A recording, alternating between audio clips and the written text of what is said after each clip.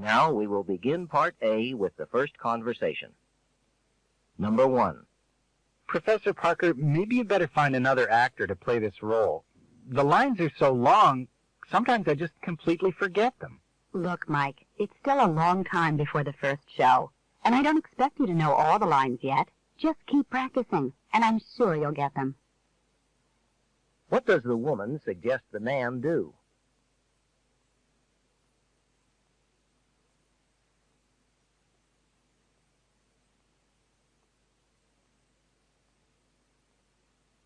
Number 2.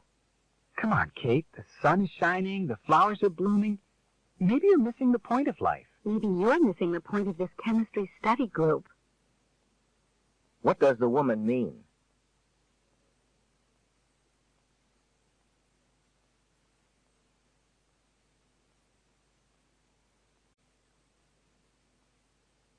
Number 3. Could you give me a ride to the engineering building? I would, but I'm late for an appointment on the other side of town. What does the man mean?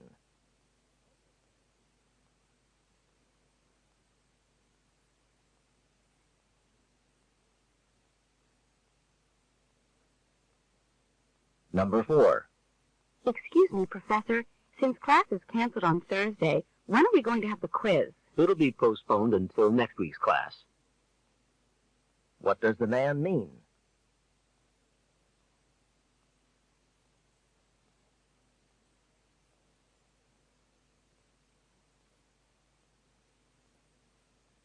Number 5. I can't believe I still have this pain in my back. This medicine the doctor gave me was supposed to make me feel better by now. Maybe you should start taking it 3 times a day like you were told. What does the man suggest the woman do?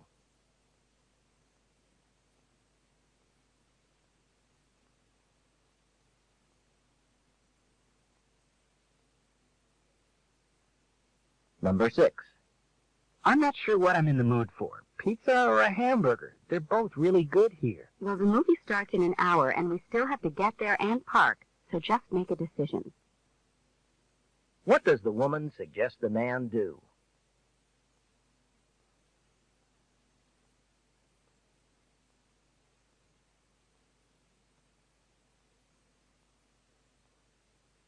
Number 7.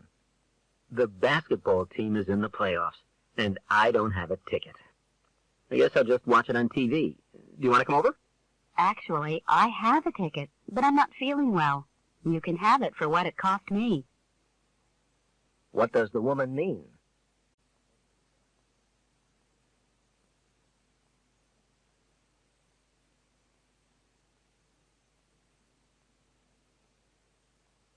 Number 8. Don't you ever go home? Every time I see you, you're here in the library poring over your books. What do you mean? I thought this was home. What can be inferred about the woman?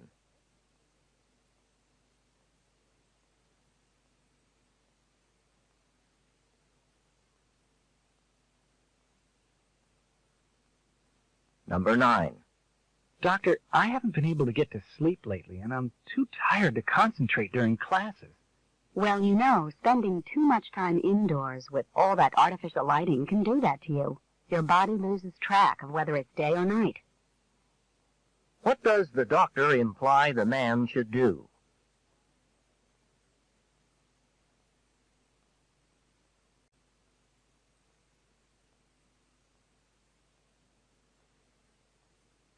Number 10.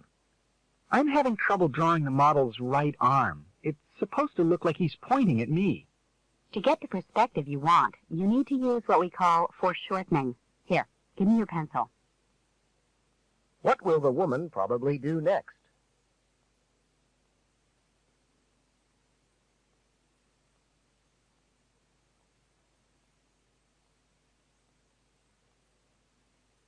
Number 11.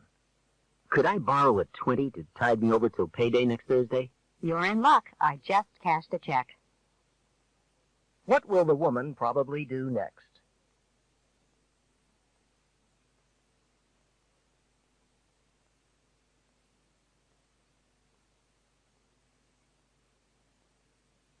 Number 12.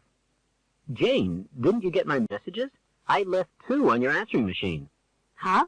Oh, sorry, Tom. I've been meaning to get back in touch with you. It just slipped my mind. What does the woman mean?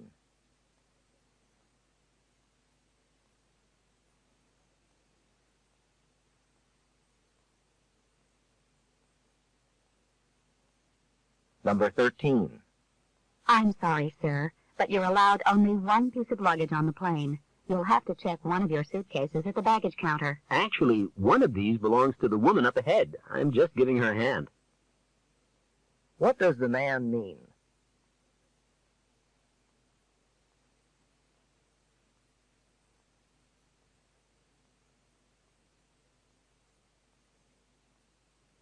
Number 14. We need to drive to the city tonight, but the doctor said this medicine might make me drowsy. In that case, I'd better drive. What does the man think the woman should do?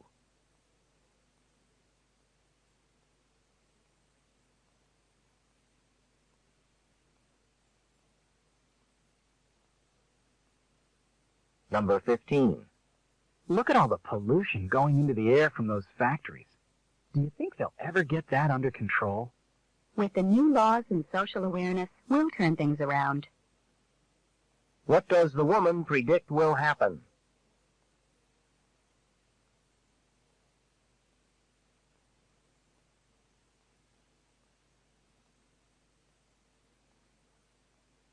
Number 16. Aren't you cold? Why aren't you wearing a jacket? Oh, I overslept this morning, so I ran out of the house without listening to the forecast. What does the man mean?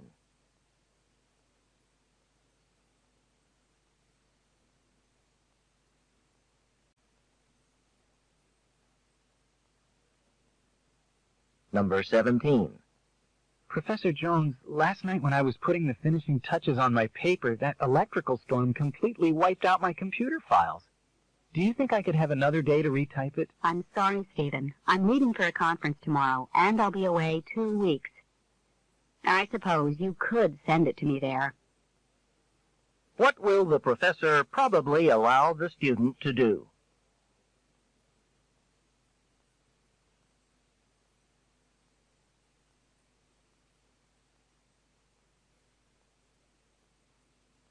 Number 18. Do you know if Mary's been by the office this morning? I just got here myself, so I'm not the one to ask. What does the man mean?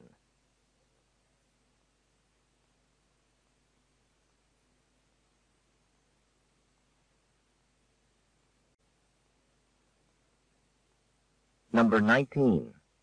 I really enjoyed that TV special about whales last night. Did you get home in time to see it? Well, yes, but I wish I could have stayed awake long enough to see the whole thing. What does the woman mean?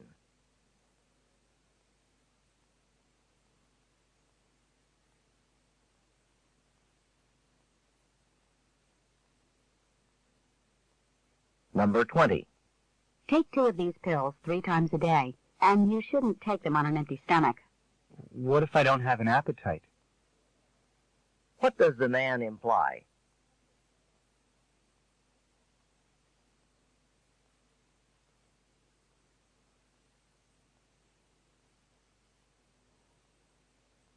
Go on to the next page.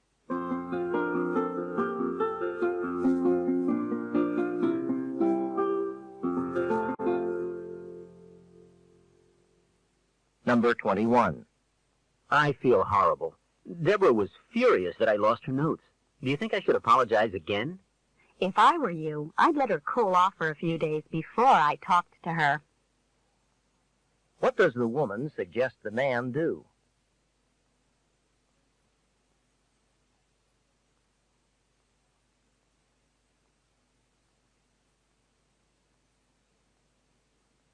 Number 22. I'm having trouble fitting into my jeans. Looks like I'll have to get some new ones. Well, you wouldn't have to do that if you just cut down on what you eat. What does the woman imply the man should do?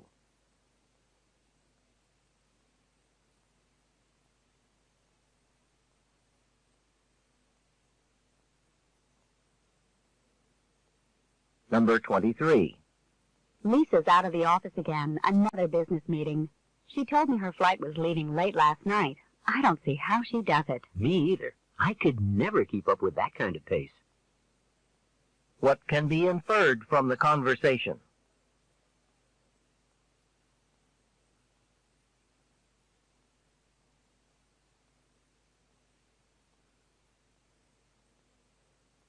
Number 24.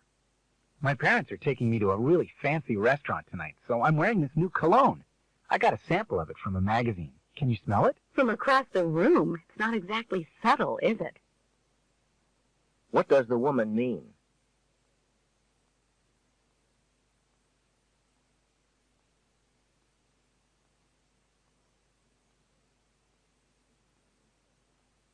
Number 25.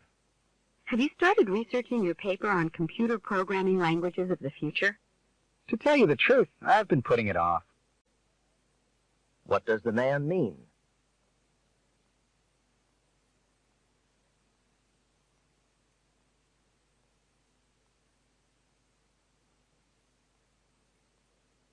Number 26. I'm taking this great course, The Psychology of Language. It's so interesting. You're a psych major. You should sign up for it. Actually, I tried to do that, but they told me you need to have taken Linguistics 101 first. What can be inferred about the man?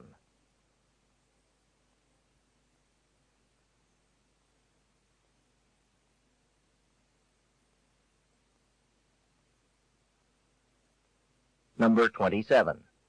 We've got to be in Philadelphia by Saturday. We could take the train, but we'll have to change a few times. A direct flight would be a lot less complicated and maybe even cheaper. What does the woman mean?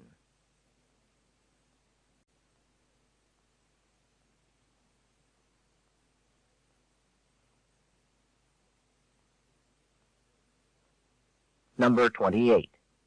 Someone said that there was a really good documentary on television last night about bald eagles. I wish I'd seen it, since that's what we're studying in my ornithology class. I'm sorry.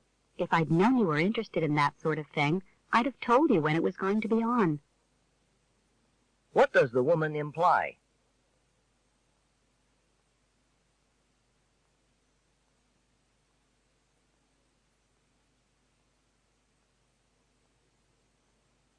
Number 29.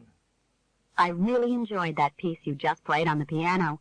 I bet you get a lot of requests for it. People just can't get enough of it. What does the man mean?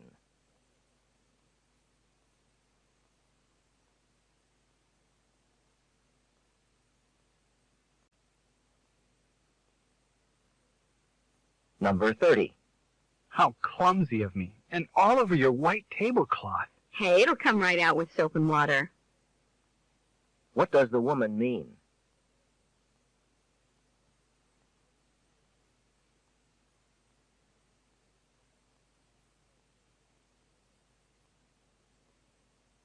This is the end of Part A. Go on to the next page. Now we will begin Part B with the first conversation. Questions 31 through 35. Listen to part of a conversation between two friends. How'd you like yesterday's astronomy class? It was interesting, but the point she was trying to make seemed a little far-fetched. Oh, that new theory that ocean water came from comets? Yeah. Do you remember what it's based on? Some recent satellite photos, I think. Apparently, space satellites recently detected thousands of small comets colliding with Earth's outer atmosphere, almost 40,000 per day. Okay, so they collide with the atmosphere. So that's what created the water? It's not that the collision created water. Comets contain water. They're made up mostly of cosmic dust and water. When they collide with the atmosphere, they break up, and the water they contain rains down to Earth. Ocean water came from that rain. Oh, well, this morning I asked my geology professor about that. He said that most geologists don't accept it. Why not? Well, their research indicates that most of the water molecules from the comet would have burned up as they fell through the atmosphere. Enough rain couldn't have reached Earth to have filled up the oceans. Well, do the geologists have an alternative theory to explain where ocean water came from? Yeah, he said the more traditional view is that ocean water came from volcanoes. From volcanoes? Right. See, volcanic fumes are mostly steam, and they claim it was volcanic steam that created the oceans, not rain from comets. Number 31. What are the speakers mainly discussing?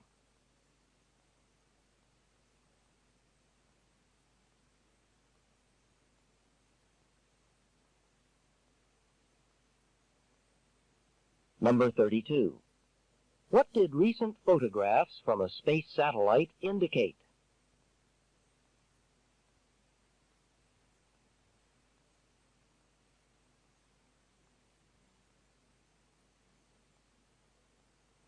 Number 33. According to the new theory, where did ocean water come from?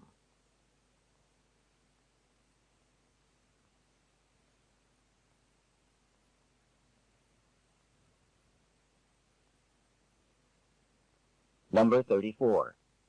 What group disagrees with the new theory described in the conversation?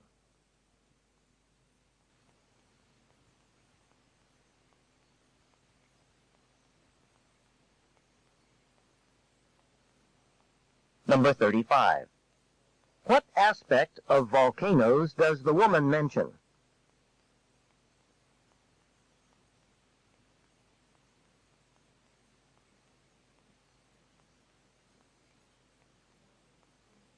Questions 36 through 39.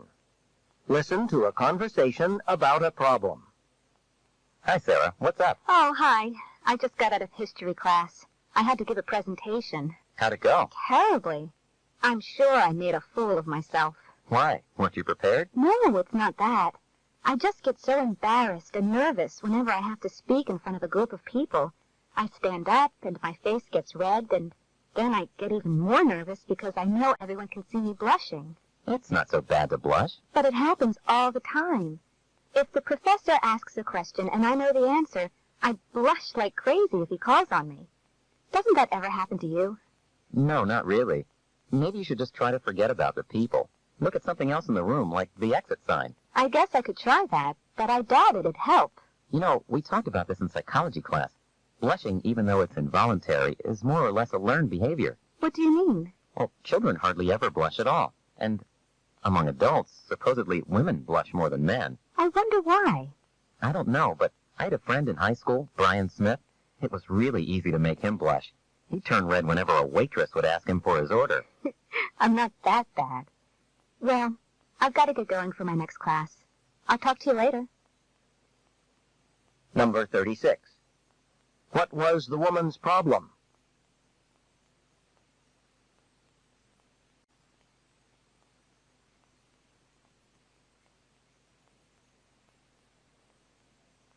Number 37. Why might looking at the exit sign help the woman?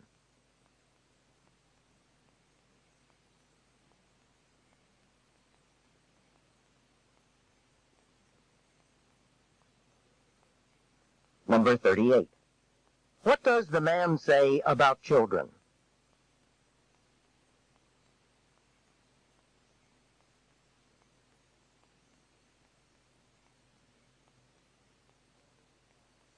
Number 39.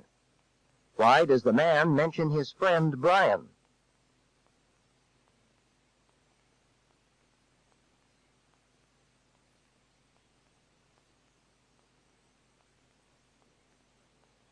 This is the end of Part B.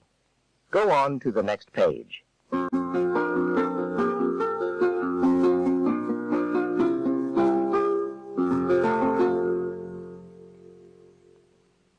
Now read along as the directions for Part C are being read. Part C, Directions.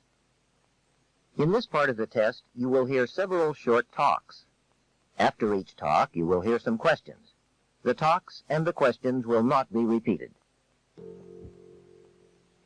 Now we will begin Part C with the first talk.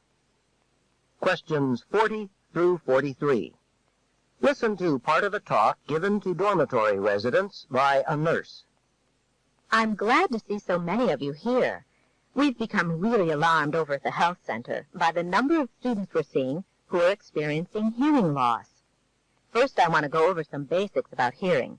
Then we can take a look at our school environment and see if we can figure out some ways to protect hearing. The leading cause of preventable hearing loss is excessive noise. Too much moderate noise for a long time, or some types of intense noise for even a short time, can damage hearing. Loudness is measured in units called decibels. 1 decibel is the lowest sound that the average person can hear. Sounds up to 80 decibels generally aren't harmful. That's noise like traffic on a busy street. But anything louder than 80 decibels, especially with continual exposure, may eventually hurt your hearing. Once you're up to around 140 decibels, that's like a jet plane taking off, then you might even feel pain in your ears. And pain's a sure sign that your hearing's at risk. Even one exposure to a really loud noise at close range can cause hearing loss. So what you need to do is limit your exposure to harmful levels. If you pass along this handout, you can take a look at the decibel level of some common campus sounds. Notice how loud those horns are that people take to football games. They're really dangerous if blown right behind you. Now, let's try to generate a list of damaging noises. Number 40. Why is the nurse speaking to the students?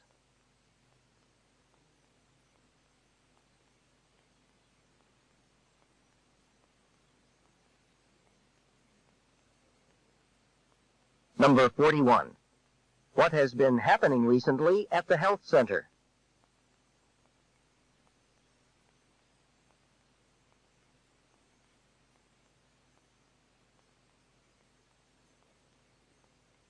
Number 42. What is on the handout the nurse gives the students?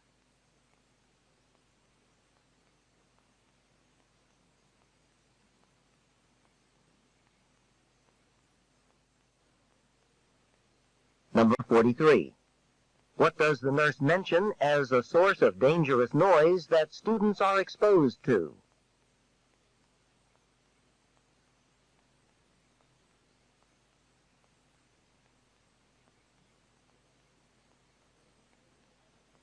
Questions 44 through 47.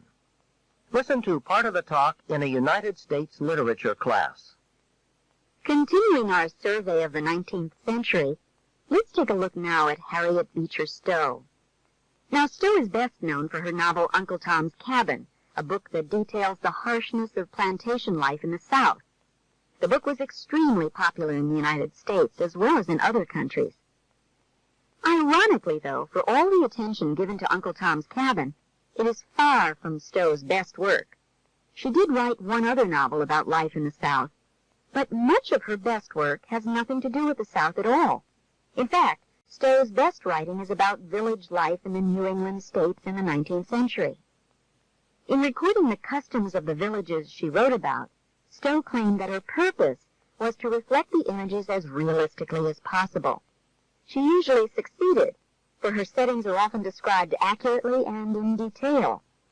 In this sense, she was an important forerunner to the realistic movement that became popular later in the 19th century.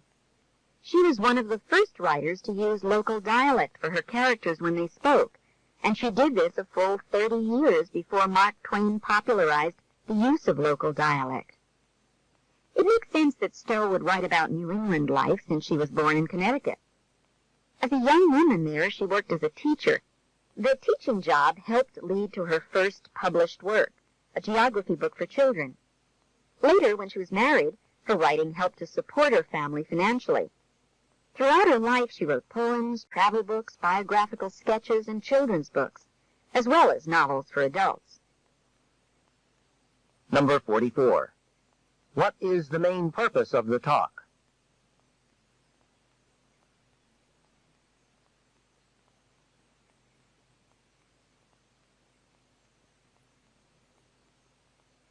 Number 45. What does the professor say about the novel Uncle Tom's Cabin?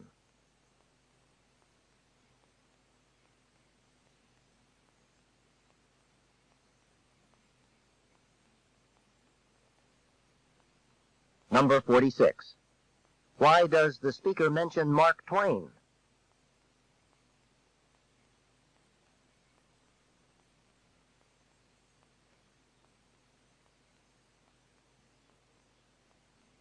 Number 47.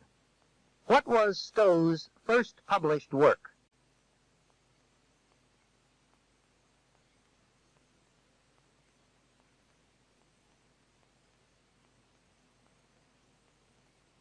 Questions 48 through 50. Listen to part of a talk about word origins. Where did the term piggy bank come from? Today, the simple piggy bank is seen everywhere as the symbol of saving and frugality, for putting away funds for a rainy day or building a nest egg for life's sudden money needs, such as paying college expenses, buying a home, or financing retirement. But why a pig? Dogs bury bones for a rainy day. Why not a dog-shaped bank for coins? Squirrels are well-known hoarders, too, and we talk about squirreling away valuables. Why not a bank in the shape of a squirrel? Well, nevertheless, for 300 years, children's banks have been imitation pigs with slots in the back. Charles Pennati, the author of Extraordinary Origins of Everyday Things, tells how the symbol came about by coincidence. According to Pennati, during the Middle Ages, mined metal was scarce and expensive. Therefore, it was rarely used in the manufacture of household utensils. A type of orange clay known as pig, spelled P-Y-G-G, was more abundant and economical throughout Western Europe. It was used in making dishes, cups, pots, and jars, and so these earthenware items were referred to as pig. Frugal people saved cash in kitchen pots and jars. Although a pig jar was not originally shaped like a pig, the name persisted. However, by the 18th century, pig, P-Y-G-G, jar, became pig, P-I-G, jar, or pig bank. Potters had simply begun to cast the bank in the shape of its common name. In the United States, the popular piggy bank has always been a symbol of saving money. Number 48. What does the speaker mainly discuss?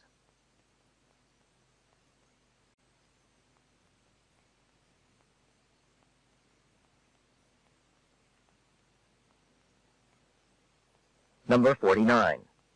What was first made with the clay the speaker mentions?